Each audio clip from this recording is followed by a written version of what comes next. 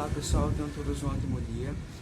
Primeiramente eu me chamo Paulo Herbert, faço parte do grupo chamado Ademores, que é composto por mim, pelo Fabrício, pelo Luiz, pela Maria Eduarda, pela Luana e pela Júlia, certo?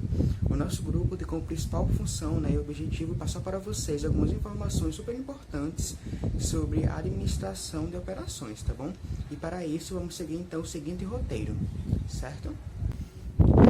Inicialmente, vou passar para vocês algumas informações bem importantes e introdutórias, sobre a administração de operações, tá bom? Como que é e seu objetivo, certo?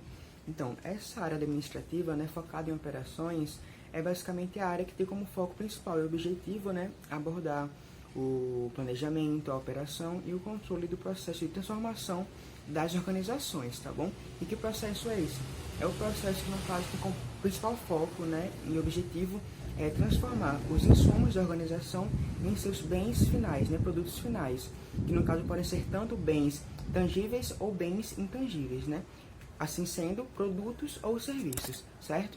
E assim, Paulo, mas quem desempenha essa função na organização? São então os gerentes de operações, certo? Esses gerentes têm como foco principal, propor estratégias, técnicas, teorias, para as organizações com o intuito de beneficiar a operação da organização e, consequentemente, a organização em si, certo? Então, eles têm como principal objetivo analisar como está a operação da organização e propor novas técnicas, novas teorias, planejamentos, com o intuito, de obtermos uma produção, uma operação mais eficiente, eficaz e produtiva e assim então beneficiando a operação e a organização em si, certo? Então pessoal, agora eu vou passar para vocês as importâncias da administração de operações, tá bom? Então, inicialmente ela é bem fundamental e importante porque ela gerencia as atividades que envolvem o processo de transformação da organização, certo? Em segundo, também tem um papel super fundamental e importante na estratégia de competitividade da organização. E em terceiro, ela exerce uma ligação com todos os âmbitos da organização, sendo do RH ao marketing. Mas, Paulo, como assim ela exerce essas funções interligadas com outras áreas? Digamos assim, vou dar um exemplo bem breve para vocês, tá bom? Digamos que minha organização, a operação em si, está com problemas na operação, não está sendo produtiva, nem eficiente, nem eficaz, certo? Então, assim, eu vou propor, como gerente de operações, um novo método de trabalho, certo? No qual irá precisar de novo treinamento aos operários. Então, assim, eu vou me ligar com o RH, para que eles possam, no caso, fornecer esse novo treinamento para os operários e assim solucionar o problema que estamos enfrentando na operação, certo? Então, pessoal, nós temos então dois tipos de organizações, tá bom? Primeiro é de manufatura, que é focado em produzir produtos físicos, e em segundo é a de serviços, que, como o nome já diz, produz serviços, certo? E eu vou passar para vocês algumas diferenças principais entre as duas organizações, tá bom?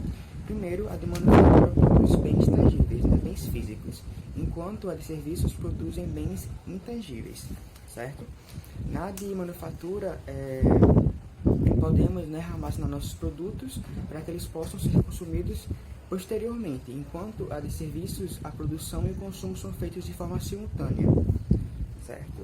É bem simples e fácil na manufatura, a gente conseguir mensurar a qualidade e a quantidade do produto, enquanto na de serviço é mais complicado essa tarefa. Na manufatura, temos então a produção mais focada na padronização, enquanto na de serviços, temos serviços customizados, de acordo com a necessidade. Na manufatura, a localização da organização não importa muito, certo? Enquanto na de serviços é crucial a localidade da organização.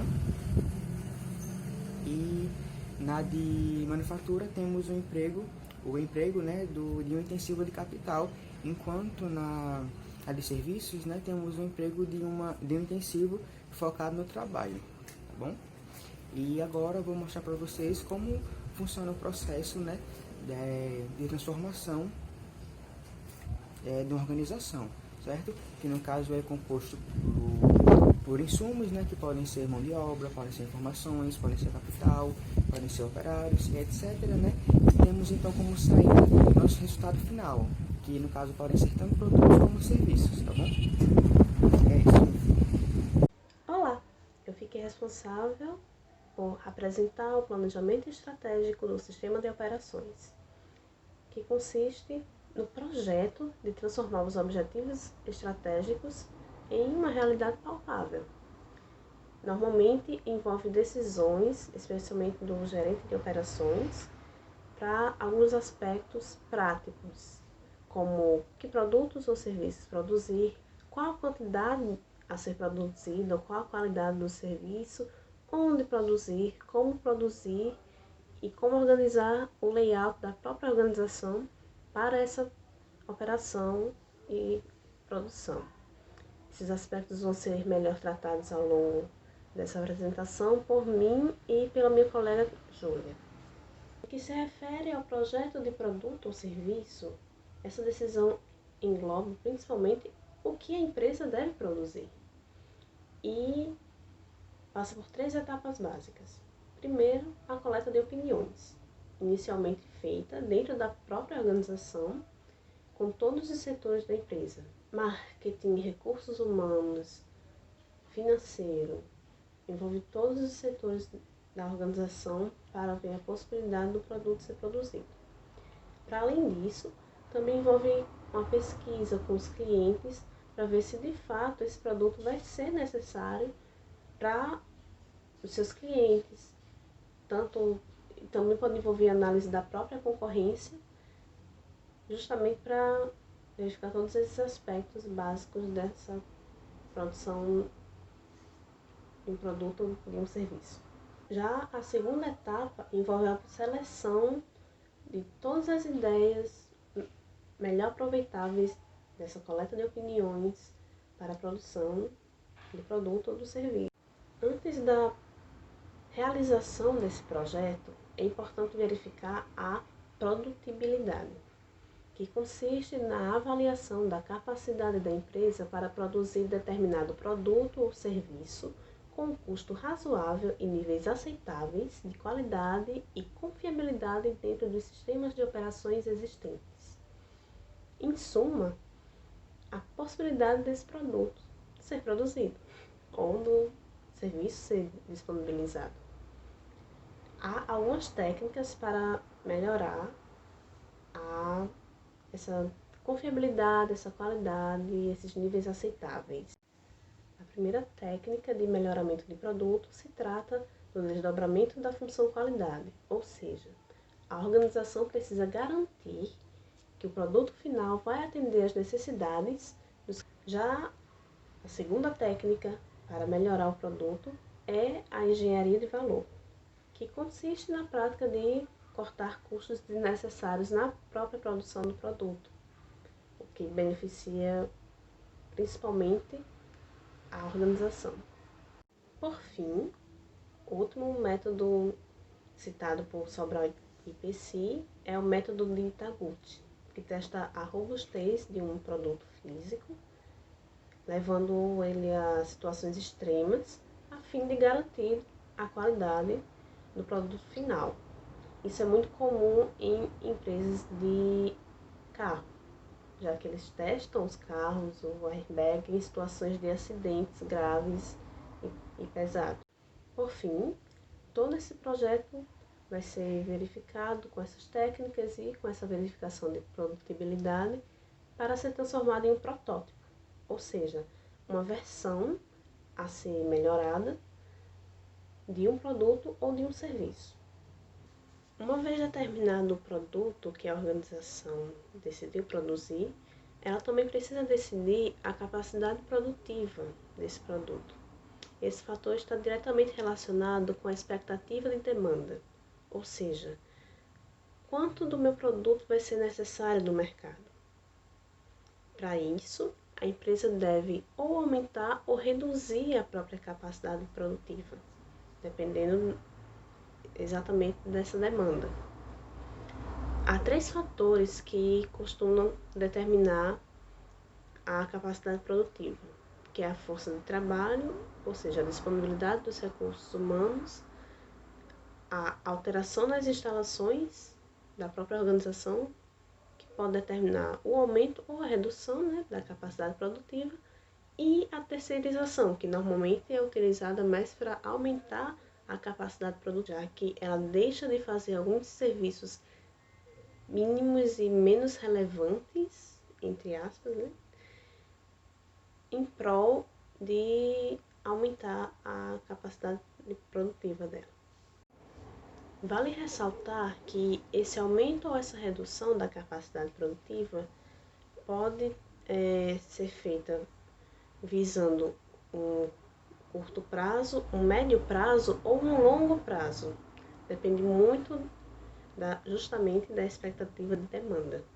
Há algumas estratégias possíveis para se lidar com as flutuações de demanda. A primeira delas é a antecipação, que se trata da possibilidade da empresa antever o aumento de demanda e aumentar a sua capacidade produtiva. Porém, isso não é interessante caso a expectativa de demanda não se concretize. A reação se trata da segunda estratégia para a flutuação de demanda e ela espera que a expectativa de demanda se concretize para, de fato, aumentar e maximizar a capacidade produtiva da empresa.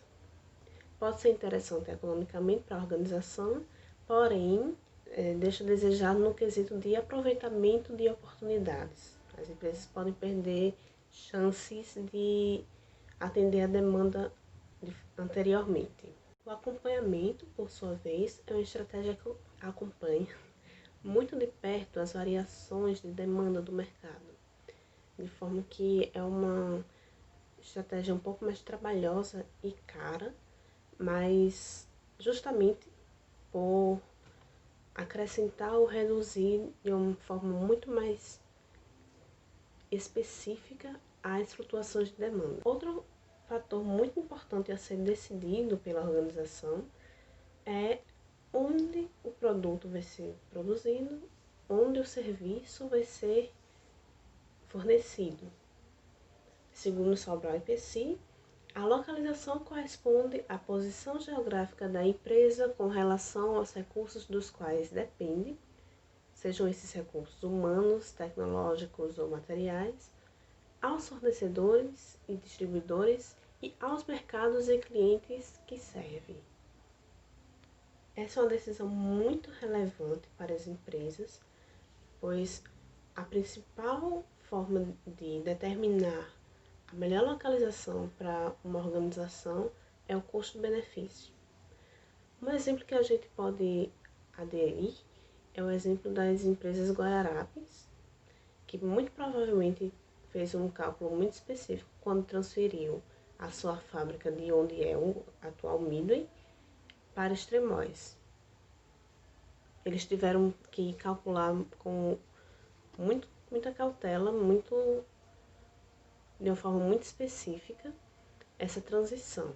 Alguns fatores que influenciam as organizações que fabricam produtos são os custos com mão de obra, os custos com o transporte dos recursos humanos, a observação aos arredores de uma perspectiva até mesmo ambiental e alguns fatores que influenciam as organizações de serviço é a proximidade com o cliente e a localização dos competidores, ou seja, da sua concorrência. Oi gente, tudo bem? Eu sou a Júlia e eu vou falar agora com vocês sobre o planejamento do processo de produção. Esse planejamento, ele consiste em entender quais serão os melhores métodos e as melhores técnicas a serem aplicadas no processo produtivo na organização para chegar no melhor resultado. Então isso vai depender de dois fatores principalmente, da variedade desses produtos e do volume que eles serão fabricados. Então, por exemplo, o primeiro exemplo prático é a produção por projeto. Então, é um volume muito reduzido e uma variedade muito grande. São normalmente os produtos mais customizados, aqueles produtos que possuem um volume maior. O volume que eu falo de tamanho, não de quantidade. Então, por exemplo, um navio.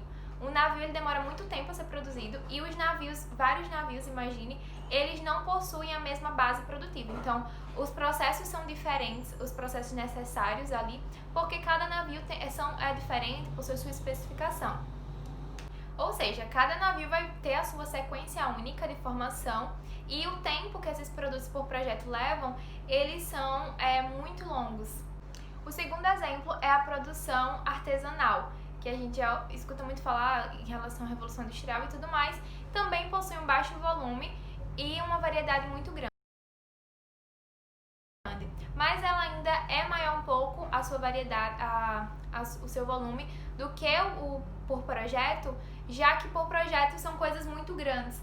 E no artesanal são coisas pequenas como sapatos, tapetes, roupas. E um exemplo dessa classe são justamente os artesãos. O terceiro exemplo é a produção por lotes. Ele possui um volume médio e uma variedade média também. Um exemplo é a produção de roupas. Então, basicamente, imagine que uma camisa branca, ela leva o mesmo processo produtivo básico, o base, para se produzir essa camisa branca, mas depois ela acaba sendo personalizada e separada em vários lotes. E esses lotes ele acaba sendo, por exemplo, camisas brancas que vão se tornar rosas, camisas brancas que vão virar laranja, outras vão ser verde e outras vão ser azul.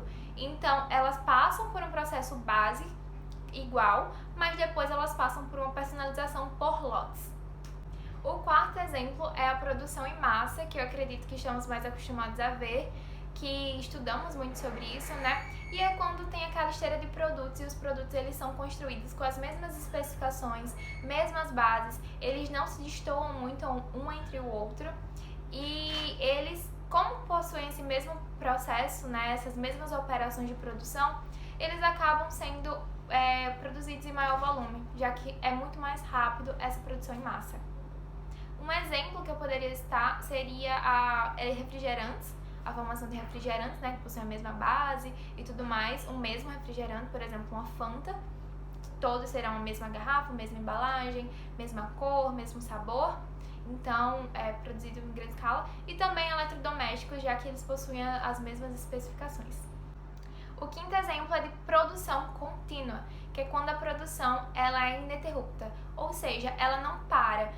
São justamente aquilo que a gente acaba utilizando mais no nosso dia a dia, como por exemplo as usinas de petróleo, que elas não param de produzir, todos os dias estão ali constantemente, e também as siderúrgicas, são responsáveis pela produção de ferro, de metais, e esse meio, né, que é a produção contínua, ela acaba tendo um volume muito alto e uma variedade muito pequena. Agora, na parte de serviços, nós temos 3 tipos. Os serviços profissionais, em massa, e serviços, loja de serviços. Esses serviços profissionais são justamente aqueles que são altamente personalizados e acabam criando um relacionamento melhor com o cliente. Então, por exemplo, um serviço de consultoria, que é um serviço que ele precisa ser específico para aquele negócio, para quem ele está atendendo, e vai manter um relacionamento alto com o cliente. Já o serviço em massa, ele acaba sendo, tendo menos essa relação com os clientes, já que ele é algo muito bem mapeado, muito bem estruturado e que acaba sendo desenvolvido com todos os clientes. Então, por exemplo, telecomunicações. Quando você precisa ter alguma dúvida ou resolver algum problema, a base de um cliente para outro, então o atendimento de um para outro, acaba sendo o mesmo. E nessa loja de serviços, é quando acaba sendo meio termo de ambos. Então, mais ou menos mantém uma relação e é mais ou menos personalizado. Então, por exemplo, quando existe... a gente vê isso nos hospitais, nas escolas, que tem essas adaptações, personalizações, mantém uma relação, mas não é algo tão personalizado quanto uma consultoria, que é específico, e também não é tão superficial quanto um serviço de telecomunicações. E aqui, né, nesse exemplo, você consegue ver que tem uma linha explicando claramente quando você vai ter um volume maior, você vai para produção contínua, e quando você tem uma variedade menor, você vai para produção por projeto. Então, são volume e variedade, eles vão sendo inversamente proporcionais nesse caso. Agora eu vou falar com vocês sobre o planejamento do arranjo físico, ou seja, o layout. Ele é a última parte desse planejamento estratégico e ele é essencial numa empresa para ajudar na sua eficiência, né, na sua eficiência da produção, na sua movimentação, para acelerar, para melhorar o ciclo da informação que existe na empresa. Ajuda também a reduzir custos, gastos desnecessários que uma empresa pode estar tendo. E o layout ele vai definir quais são os melhores locais para se manter. O banheiro, o refeitório, o centro de tomada de decisão, a produção mesmo em si, né, os operários, as máquinas, tudo isso vai ser muito importante numa empresa, definir isso, porque muitas vezes tem a altitude do local, a temperatura pode atrapalhar, e uma movimentada que você pode fazer ali no layout vai ajudar a reduzir esses custos, a melhorar a informação, a eficácia dos processos em geral, até as movimentações, como a gente já viu, por exemplo, quando os produtos de classe A, B ou C, né, ele acaba sendo, no mercado, por exemplo, ele acaba se posicionando num local melhor, e aí diminui o tempo que o funcionário vai pegar o produto, o desgaste que tem de uma máquina de ter que se locomover até certo local para pegar o produto também. Então o layout ele é extremamente importante no planejamento produtivo. O primeiro exemplo de layout que eu vou falar para vocês é o layout de posição fixa. Esse layout ele é justamente quando o produto ele fica parado e todas as máquinas ao seu redor e todas as pessoas elas acabam trabalhando ali em cima. Então eu já citei para vocês lá atrás sobre o navio, né? Então você tem um navio que está sendo construído ali e todas as máquinas e todas as pessoas estão ao redor trazendo peças, as pessoas estão em cima, embaixo, em todos os locais construindo ali, mas o navio ele não sai do local. E outra coisa também são as rodovias, que é um outro exemplo, que ela não consegue sair do local e tudo ali vai sendo construído naquele local fixo, então é quando o produto é fixo. Esses produtos, esses produtos eles acabam tendo dimensões muito grandes, então é um navio, que é muito grande, uma ferrovia, e as pessoas acabam circulando entre si e a customização desses produtos eles são muito grandes. Umas desvantagens que eu vou citar aqui para vocês são os custos unitários, então você imagina, o navio ele não é barato, porque os custos produtivos dele são muito altos, justamente por causa do maquinário, por causa das pessoas, tudo que envolve esse processo e demora muito tempo a ser feito, então acaba se tornando muito mais caro. Outra coisa também é a movimentação excessiva de pessoas, de peças o tempo todo, e a falta de controle, né, que as pessoas não conseguem manter. O segundo layout que eu vou falar para vocês é o layout de processo, que é quando os produtos eles são agrupados e quando eles precisam passar por determinados processos, eles são colocados juntos para passar por aquele processo. Então, por exemplo, isso é muito comum em mercados. Então, quando é necessário que um produto seja desembalado, não importa que seja o mesmo produto. São vários produtos, podem ser vários produtos, e eles vão passar pelo processo de desembalagem. E acaba que pode ser um produto da área de alimentos, outro produto da área de higiene. E acaba que o volume ele é muito pequeno e a variedade é muito grande. Então, uma caixa de um, uma caixa de outro, a variedade acaba sendo grande, mas o volume de cada um acaba sendo pequeno. Ele é muito presente, né? Isso é muito presente em hospitais e mercados. Então, esse exemplo da desembalagem que eu dei pode ser embalagem, pode ser colocado na prateleira, pode ser outro processo. Então, cada um desses produtos, quando precisa passar por isso, ele vai sendo agrupado no processo que ele precisa ser colocado. Os pontos negativos nisso é porque tem uma maior dificuldade no planejamento, no controle. Os custos com o manuseio, ele acabam podendo ser muito altos. E outra coisa é que também o caminho que esse produto vai percorrer para chegar até o local que ele precisa, então, por exemplo, um produto que precisa chegar desde a embalagem, ele pode percorrer um caminho muito maior do que o imaginado e os custos com esse manuseio podem acabar sendo alto. O terceiro layout é o layout celular. Ele é muito parecido com o layout de processo que eu falei agora para vocês e ele é uma mescla entre produto, o layout de produto e o layout de produção. E uma coisa positiva é que as pessoas sempre vão trabalhar em grupo naqueles departamentos, né, que são separados, e que esses grupos e as máquinas específicas vão estar sempre sendo naqueles locais. E também porque eles vão manusear muito bem os estoques. E até que enfim, o quarto e último, que é o layout de produto, que nós estamos mais acostumados também a saber, que é quando tem aquela linha de montagem de processo produtivo e o produto ele vai passando por aquela linha de produção e as pessoas elas vão acrescentando as peças. Então, por exemplo, um carro que passa pela linha de produção e as pessoas vão só acrescentando as peças. Então, quando chega a parte do pneu, a parte das peças, a parte do motor e depois a parte da tinturaria. É muito presente nas indústrias, é muito reconhecido também pela rapidez dessa produção, desse layout. E mais um ponto negativo é a falta de flexibilidade que esse layout não permite. Então, justamente por isso que normalmente os produtos feitos ali são poucos personalizados, porque eles acabam seguindo uma massa, né, a produção em massa. E agora a Luiz vai falar com vocês sobre o planejamento e controle das operações. Olá pessoal, meu nome é Luiz Henrique e eu vou dar continuidade ao que a nossa colega Júlia estava apresentando a respeito da administração de operações. Bom, a minha parte é planejamento e controle das operações, e depois que é projetado o sistema de operações, é necessário tomar um conjunto de decisões e que operacionalizam o sistema. É fato que a administração de operações, de organização, não só se limita na definição de um sistema de operações em si, mas envolve também um conjunto de decisões de prazo mais curto, como um ano, uma semana, até dias. Bom, essas decisões incluem o planejamento e o controle da produção e a administração dos estoques também, né? Da logística. E enquanto o planejamento estratégico das operações de organização determina a forma e a natureza dos sistemas de operações, o planejamento de produção preocupa-se com a operacionalização do sistema no dia a dia da empresa, garantindo assim a eficiência, a máxima eficiência dos produtos ou serviço na qualidade, né? E quantidade desejadas em um momento adequado. Em outras palavras, o planejamento operacional da produção é responsável por traduzir os objetivos estratégicos da organização em decisões de médio a curto prazo.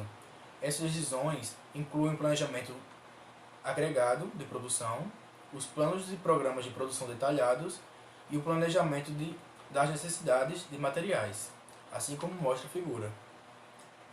O planejamento agregado de produção consiste no planejamento das atividades produtivas de uma organização de forma a alcançar os objetivos da empresa, maximizando assim a eficiência operacional do sistema. O planejamento de produção baseia-se na previsão de demanda e procura especificar como a capacidade do sistema será usada para satisfazer essa demanda prevista. O plano agregado da produção define o volume de produção, os níveis de inventários e estima o tamanho da força de trabalho de modo a minimizar os custos da organização, como o nome indica. Essa programação agrega todos os produtos ou serviços da organização. Já os planos e os programas de produção detalhado derivam do planejamento agregado, uma derivação desse planejamento, mais especificamente na questão da qualidade, com enfoque na qualidade, quantidade, tempos e local de produção. Lidam com a previsão de demanda parcialmente desagregada, sendo que requer uma visão detalhada dos recursos que serão utilizados e das demais necessidades de produção. Por exemplo, são especificados a quantidade, a qualidade e o tipo de cada item a ser produzido, como, quando e onde esses itens serão produzidos, no decorrer de um mês, de uma semana ou até mesmo de um dia. Bom, quais os níveis da força de trabalho nesse intervalo e quais os níveis de estoque necessários? Depois de definidos o volume e a qualidade de cada produto a ser produzido, o planejamento de necessidades de materiais busca determinar com precisão os recursos materiais necessários para a execução dos planos de produção. Alguns programas computadorizados, como o MRP, que é Materials como o MRP, são utilizados com essa finalidade. Assim como exemplifica na figura, o planejamento agregado de produção se traduz em planos detalhados de produção para especificar a qualidade, a quantidade e o momento de produção de cada modelo específico. Naturalmente, essa especificação pode ainda ser mais detalhada, se referindo, por exemplo, à qualidade e ao local de produção. Bom, Em relação ao controle da produção, o processo de controle das operações consiste no monitoramento e na avaliação dos sistemas de operações, de forma a garantir a maximização da satisfação das necessidades dos clientes e a otimização da eficiência operacional do sistema. O controle das operações envolve o controle dos custos de produção, o controle das empresas, o controle de manutenção e o controle de qualidade. O controle dos custos de produção consiste no monitoramento dos custos dos produtos e serviços ao longo do processo, de modo a controlar a eficiência e produtividade do sistema de operações. Muitas organizações têm desenvolvido abordagens orientadas por custos para facilitar esse tipo de controle, identificando departamentos ou unidades de trabalho como centro de custos. Um centro de custo é responsável pela gestão de custos de sua unidade de trabalho. E, obviamente, essa gestão depende do tipo de custo sob análise. Os custos podem ser diretos ou indiretos. Os custos diretos crescem proporcionalmente com o aumento da produção de um produto ou de um serviço. Já os custos de materiais ou mão de obra utilizados no processo de produção podem ser considerados como custos diretos. No entanto, existem também custos indiretos, como ocorrência independente dos níveis de produção em curso, tais como salários dos gestores, gerentes, pessoal da limpeza, despesas com seguradoras, entre outras. Gerentes de centros de custos são responsabilizados pela ocorrência dos custos diretos da unidade de trabalho sob sua supervisão, mas não podem assumir responsabilidade com relação aos custos indiretos. De qualquer forma, cabe à administração de topo tentar identificar as fontes de controle dos custos e especificar os gerentes responsáveis para isso. O controle das compras abrange o controle da qualidade, custos e da confiabilidade dos recursos e insumos materiais adquiridos dos fornecedores. Os produtos e serviços produzidos por uma organização são altamente dependentes dos insumos que consomem. É impossível produzir produtos de alta tecnologia sem bons componentes, não é mesmo? Assim como é impensável oferecer serviços hospitalares de alta qualidade com o corpo despreparado de médicos. Dessa forma, os gerentes de operações devem monitorar o tempo e a continuidade da entrega, a qualidade, a quantidade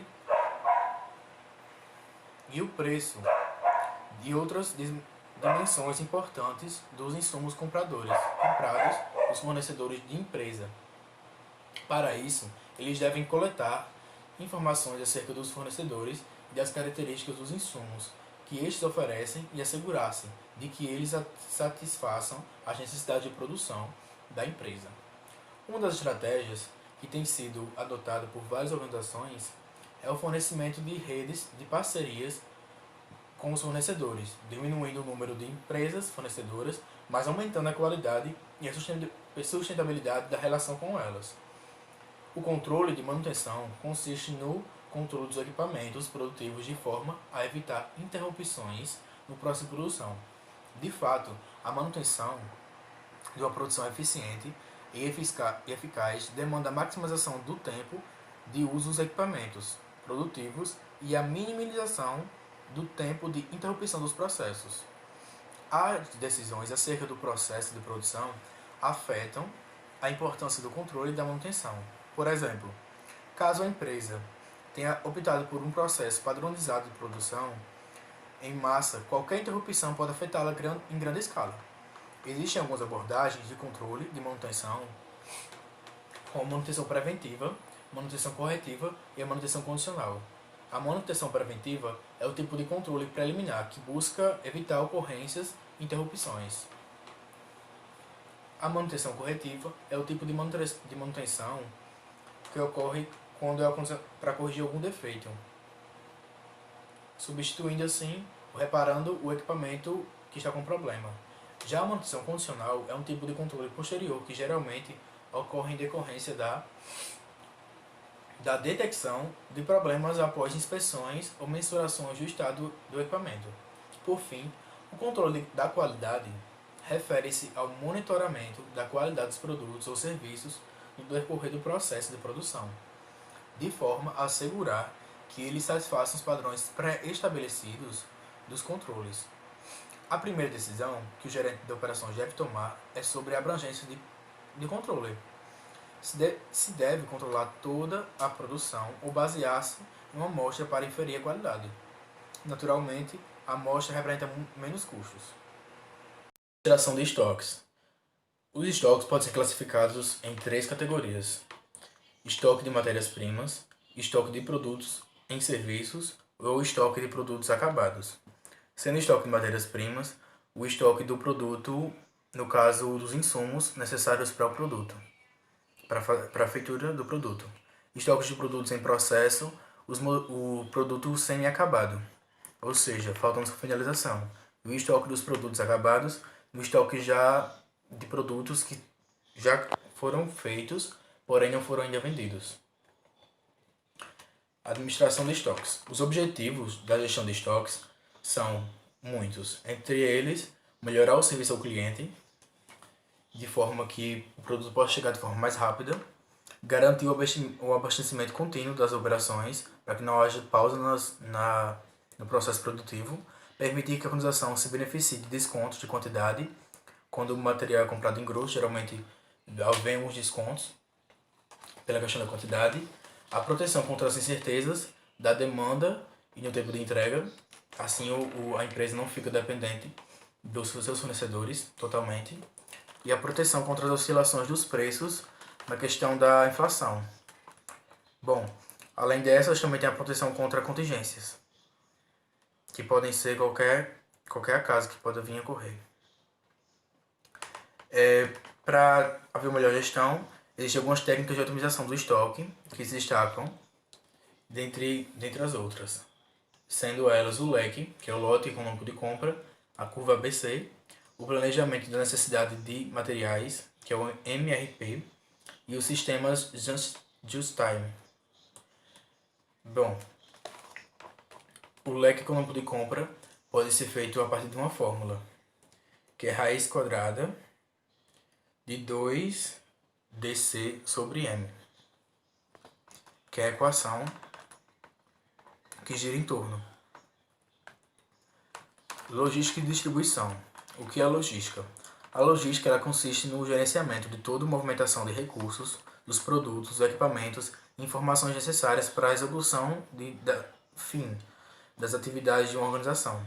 As atividades da logística, dentre outras, são a compra e recepção de recursos dos fornecedores, a movimentação e armazenamento dos materiais dentro das instalações da empresa, o processamento de pedidos e encomendas, o transporte e expedição dos produtos acabados, o gerenciamento de horas e todas as informações relacionadas com esse processo. A distribuição é o processo da logística responsável pela movimentação dos produtos acabados desde sua saída do processo de transformação até a sua entrega ao cliente. Está diretamente relacionada com as duas vantagens competitivas da empresa, que é a rapidez e a confiabilidade da entrega, ou seja, são de fundamentais importância. Olá, gente! Continuando a apresentação sobre administração de operações, agora eu vou falar um pouco sobre um enfoque na qualidade, que é uma das estratégias competitivas que as empresas utilizam para melhorar seus produtos e serviços. De todas as prioridades competitivas da administração de operações, a qualidade é que tem assumido maior destaque no ambiente atual de negócios, uma vez que permite agregar valor aos produtos e serviços oferecidos por uma empresa.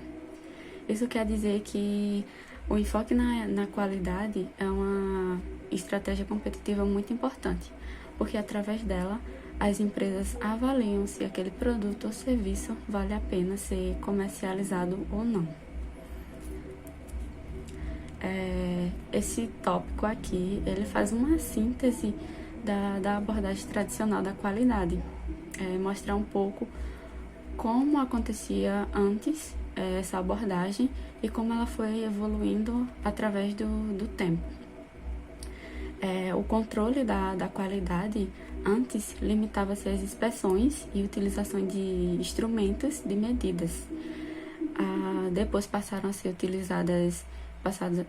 utilizados instrumentos de medidas e gabaritos, para então começar a ser utilizada a abordagem tradicional de qualidade, que ela opera por meio de técnicas estatísticas de amostragem. E ela busca a qualidade do processo de produção. A abordagem tradicional, ela inclui 2 testes para ser realizados. Um deles é o controle de processo e o outro é a amostragem por aceitação. Falando um pouco sobre cada um, o controle de processo, ele busca verificar se o processo de transformação apresenta níveis adequados de qualidade. Nesse ponto, eles vão verificar se o processo de transformação de um insumo para um produto ou até mesmo um serviço tem uma qualidade adequada no final do seu processo. O outro ponto, produção de bens cuja qualidade depende da qualidade do processo. Usando um exemplo cotidiano, pensar em fábricas que produzem alimentos. Lá vão verificar se a qualidade do processo, do produto, foi boa. E isso vai depender da finalização do produto. Porque se durante o processo o produto não sair adequado, o final não vai ter não vai ter um produto com a qualidade boa. O outro mede características como a temperatura, o tempo ou a resistência. Já a abordagem por aceitação, que é o segundo teste que é realizado, é usado para medir a qualidade de produtos acabados. Refere-se à decisão de aceitar ou rejeitar completamente um lote de produtos. Isso vai depender do processo final, da produção do produto, e a melhoria de um implica uma diminuição no outro. Segundo a abordagem tradicional de qualidade, uma empresa não pode ter a produtividade e a qualidade no mesmo nível. Elas são inversamente proporcionais. No entanto, apareceram novas abordagens que refutaram isso, que dá sim para ter um nível parecido de qualidade e produtividade. A gestão de qualidade total, que é a TQM, ela surgiu no Japão e tem princípios centrais o atendimento das necessidades e expectativas dos consumidores. E ela traz alguns princípios, que é atender necessidades e expectativas dos clientes, a consideração da organização em seu todo, incentivo da participação e da responsabilidade dos funcionários. E por último, a certificação de qualidade, que trago um pouco sobre a série ISO 9000, que ela é uma metodologia de avaliação externa de processos de qualidade de empresas. Ela vai avaliar quais são qual é a qualidade padrão de cada empresa.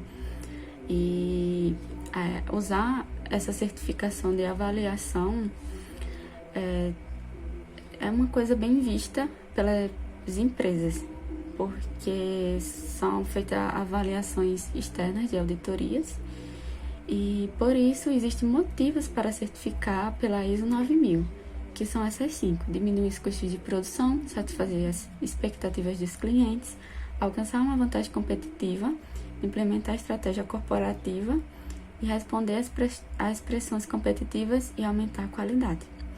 Então, gente, sobre o enfoque na qualidade era isso, foi esse resumão, esse apanhado geral. E agora, Fabrício vai continuar a apresentação falando um pouco sobre as tendências contemporâneas na administração de operações. Olá! Dando continuidade sobre aquilo que a Duda falou, a administração de operações, eu preciso salientar para vocês 3 sistemas em que ajudariam os administradores a se manter a empresa mais competitiva no mercado. Dentre eles, os principais é a gestão da cadeia de valor, os sistemas Just-in-Time e operações customizadas e flexíveis. Todos esses 3, eles ajudam a gente a produzir produtos e serviços de forma mais competitiva no atual mercado. E aí, falando sobre o primeiro, a gestão de cadeia de valor, ela é uma sequência de atividades interrelacionadas que contribuem para a transformação de recursos em produtos e serviços. Ou seja, imagine um produto desde a fase de criação, de idealização, até a fase em que ele é entregue realmente para o consumidor. Ele precisa passar por um caminho determinado até chegar às mãos do consumidor, até ele realmente ser utilizado. E aí, na gestão de cadeia de valor, cada uma dessas etapas, cada um desses pontos que ele passa, se busca agregar valor a esse produto ou serviço. Sendo assim, esse valor, esse conceito de valor, ele é diferente para cada tipo de produto ou serviço, certo? E aí, para me explicar um pouco melhor, é preciso que vocês entendam que existe a gestão da cadeia de valor e a gestão da cadeia de suprimentos. Enquanto a gestão da cadeia de valor procura dar valor em cada uma dessas etapas, procura trazer um produto com mais qualidade em cada uma dessas etapas, na gestão da cadeia de suprimentos, o que se procura, na verdade, é uma eficiência. Como assim? Enquanto na gestão da cadeia de valor, o que se busca é agradar o consumidor, é agradar o cliente, né? Porque a gente vai estar entregando para ele um produto ou um serviço com mais qualidade, na gestão da cadeia de suprimentos, o que se busca é agradar a empresa. Porque nessa gestão da cadeia de suprimentos, a gente está tentando produzir mais, gastando menos, fazendo com que a margem de lucro da empresa seja maior. Enquanto na cadeia de valor, a gente tenta produzir dando o máximo de qualidade que a gente consegue. E aí, por causa disso, a cadeia de valor é um processo orientado externamente à organização e a cadeia de suprimentos é um processo feito internamente. E aí, os objetivos da cadeia de valor é justamente entregar ao cliente um produto que não apenas satisfaça aquilo que ele espera, mas que sobreponha a essas expectativas, que seja melhor do que ele esperava. Um segundo objetivo é fazer com que todos os colaboradores nesse processo de transformação, eles participem desse processo de agregação de valor. Por quê? Eu tenho uma visão que talvez você não tenha, e você tem uma visão que talvez eu não tenha. Então, juntando a minha visão com a sua, a minha ideia com a sua, a gente consegue agregar o valor que eu vi e agregar o valor que você viu. Enquanto o terceiro objetivo, o que a gente faz, na verdade, é pegar as opiniões externas, as opiniões dos clientes e dos fornecedores, porque eles também poderão agregar valor a esse produto ou serviço que a gente está realizando. E na quarta é a adaptação do que a gente precisa fazer com relação ao mercado externo. Hoje, na atualidade, a gente precisa entregar um determinado produto, que talvez amanhã esse produto já esteja desatualizado.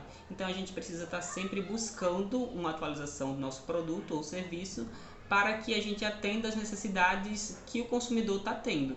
Porque hoje ele queria uma coisa, amanhã ele pode querer outra. E aí essa cadeia de valor, ela precisa de alguns pontos para funcionar. O primeiro é a coordenação e colaboração ao longo da cadeia. Ou seja, todo mundo precisa estar participando dessa cadeia para poder que ela funcione. Um segundo ponto é os processos organizacionais. Se a minha empresa tem como essência o atendimento ao cliente, se o atendimento ao cliente na minha empresa é uma coisa que a gente faz maravilhosamente bem, então a gente precisa focar nisso. A gente precisa fazer com que isso seja o nosso centro, que seja a maior parte do que a gente está entregando. Com relação a pessoas, a gente quer dizer que os líderes dessa empresa, eles precisam estar à frente, eles precisam integralizar a cadeia de valor em tudo que eles forem fazer. E aí as pessoas que são lideradas por ele também precisam entender, também precisam seguir, também precisam colaborar para que essa cadeia funcione. Precisa de ter essa união entre os líderes e os colaboradores da empresa. E aí quando se fala de cultura organizacional, o que a gente quer dizer é que essas pessoas todas que estão dentro da empresa, que estão participando da cadeia de valor, precisa haver sinceridade, precisa haver confiança, precisa saber que cada uma dessas opiniões serão ouvidas e serão levadas a sério e que se realmente vierem serem interessantes, a gente vai agregar no nosso produto ou serviço, para dar mais valor ao nosso produto ou serviço. E aí falando um pouco mais sobre outro sistema que também pode fazer com que os administradores façam seus produtos e serviços serem mais competitivos no mercado, que é o sistema Just in Time. Ele nada mais é do que uma técnica de administração de estoque que tem como objetivo reduzir ao mínimo os inventários da organização por meio da coordenação da produção de entregas precisas de suprimentos. Ou seja, o que a gente busca, na verdade, é diminuir ao máximo o nosso estoque de materiais na empresa e trabalhar apenas com o transporte do que a gente está precisando. Então a gente para de gastar com a estocagem de material e passa a gastar apenas com o transporte do material do fornecedor até a minha empresa. E aí, esse sistema ele é baseado em 3 elementos. O primeiro, a eliminação dos desperdícios. O segundo, a participação também de todos os colaboradores envolvidos. E o terceiro, na concepção de melhoria contínua. Porque a gente pode ter melhorado 90%, mas a gente também pode melhorar ainda 200%. Melhorar 2 vezes mais do que a gente já tinha. E aí o sistema Just-in-Time ele tem pontos positivos e pontos negativos. Com relação aos seus pontos positivos, ele expõe problemas. E aí ele dá a oportunidade das empresas trabalharem esses problemas. Porque se hoje a gente vê que dessa forma está dando errado, se o Just-in-Time expõe esse problema que a gente tem, o que a gente busca é consertar e fazer com que futuramente não volte a acontecer. Um segundo ponto positivo dele é que ele funciona como um aprimoramento contínuo da produtividade e da qualidade dos produtos e serviços da empresa. Porque como a gente não está mais trabalhando com estocagem, a gente pode, por exemplo, estar comprando materiais atuais, então talvez materiais com mais qualidade. E aí, por causa disso, a organização consegue responder de forma mais rápida que os concorrentes, porque a gente está sempre comprando um material mais rápido, um material mais atualizado de forma mais rápida. Alguns pontos negativos é com relação ao aumento de incerteza, porque a gente não sabe se vai ter esse material no mercado, qual o valor que ele vai ter, se não tiver, se terá um substituto à altura. Então são muitas incertezas que esse sistema traz para a empresa. Também tem um risco muito grande de interrupção da produção, porque se houver greve de transporte, greve de transportadoras, se aquele material está em falta, a nossa produção ela vai simplesmente congelar. Se a gente não tem estoque, se a gente não tem o material, a gente não tem como produzir. E aí o terceiro ponto negativo seria que, para empresas que o custo desse transporte do fornecedor até a gente é muito grande, se torna inviável manter esse sistema funcionando. Porque o que a gente busca é economizar, é deixar de gastar com estocagem e mesmo gastando com transporte, a gente não gastaria tanto quanto gastaria com a estocagem. Mas em empresas que, por exemplo, sejam mais distantes, acaba se gastando mais do que com transportes do que com a estocagem desses materiais. E aí, uma terceira forma para esses administradores fazerem com que os produtos da empresa se tornem competitivos no mercado é a customização e produção flexíveis. Primeiramente, eu preciso explicar que existe uma produção em massa de itens customizados. Então, assim, eu particularmente tenho um desejo quando quero comprar uma camisa. Eu quero que ela seja grande, eu quero que ela seja de cor preta, vermelha, eu quero que ela tenha capuz, enfim, eu tenho meus desejos pessoais individuais. E você também tem os seus. Então, assim, as empresas devem buscar atender os nossos desejos pessoais na hora de vender os seus produtos. E aí elas podem fazer isso pela produção customizada ou pelo sistema de manufatura flexível. Na produção customizada, o que se tenta é atender realmente o desejo de cada uma dessas pessoas, enquanto no sistema de manufatura flexível, o que a gente faz na verdade é pegar esse material e dar algumas variações dele, mas nada muito customizado. Daí, aprofundando um pouco mais na produção customizada, eu preciso explicar que para se ter essa produção é necessário de equipes autônomas de trabalho e que essas equipes autônomas elas têm uma série de operações específicas, porque quando for produzir esse material vai passar por cada uma delas e cada uma delas vai agregar um pouco de customização. E aí essa produção ela depende exclusivamente da necessidade dos clientes, então o que elas vão fazer é aquilo que o cliente deseja. E aí, por causa disso, elas precisam ter uma agilidade e uma velocidade na hora de entregar esse material para o cliente. Porque existe uma demanda, existem vários clientes querendo aquilo, então a gente precisa entregar de forma rápida. E por causa disso, essa produção se torna mais cara. Não é qualquer cliente que vai poder pagar e não é qualquer empresa que vai poder fazer esse material customizado. Já com relação à produção flexível, ela forma um conjunto de tecnologias que fazem com que esses materiais eles sejam criados em grande escala, numa produção em massa, com algumas variações entre uma e outras. Nada muito fora da curva, mas realmente também não é tudo igual. E aí, como é feito por máquinas, a mesma máquina, o mesmo sistema produz essas variações, o preço desse material é o mesmo preço que vai ter na produção padronizada. E daí a gente acaba o nosso trabalho. Eu, em nome de todo o meu grupo, gostaria de agradecer a todos. A referência utilizada foi o livro Administração de Operações, escrito pelo Felipe Sobral e Alke Tapeci. Utilizamos o capítulo 9 para criar esse trabalho. E eu agradeço realmente a todo mundo que nos assistiu aqui até aqui. Um bom dia, boa tarde, boa noite a todos e até mais!